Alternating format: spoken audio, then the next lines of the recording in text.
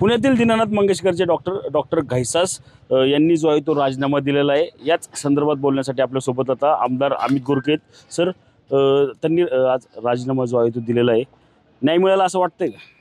नाही, आत्ता प्रथमदर्शनी अहवाल आल्यानंतर त्यांनी राजीनामा देणं हे पहिल्यापासून अपेक्षित होतं, कारण त्यांना कुठेतरी मनाला खेद वाटत असेल आणि होतंय की आपण चुकलोय।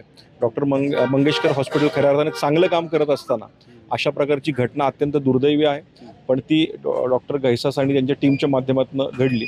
त्यामुळे येणाऱ्या काळामध्ये आणखी 2 अहवालानंतर यात आणखी सुस्पष्टता येईल। राजीनामा दिला म्हणजे पळवट काढली असं वाटतंय, कुठे का गुन्हा दाखल होईल का, काय पुढची तुमची भूमिका असणार? राजीनामा देणं हा त्यांचा स्वभावाचा भाग असेल किंवा त्यांना जे मन खात असेल त्याचा भाग असेल, पण 2 अहवाल लक्षात घ्या, चॅरिटी कमिशनरचा अहवाल आणि यमुना जाधव यांचा शासकीय अहवाल आल्यानंतर यात आणखी सुस्पष्टता येईल आणि त्याच्यासाठी आणखी 1 दिवस आपल्याला वाट बघावी लागेल। पुढची भूमिका काय असणार?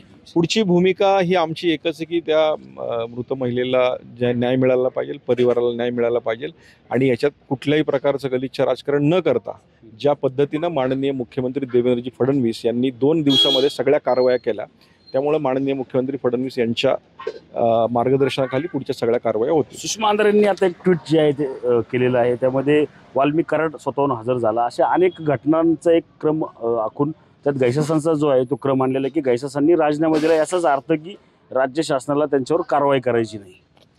नाही ना, आता सुषमा अंधारेंचं काय कुठली गोष्ट झाली तर त्यांना जुळून आणणं हा त्यांचा स्वभाव आहे आणि मी अंधारेताईंना विनंती करणार आहे की निदान ह्या एक महिला आपली भगिनी मृत झाली याच्यात तरी तुम्ही राजकारण करू नका। रणजित जाधव, TV9 मराठी, पिंपरी चिंचवड।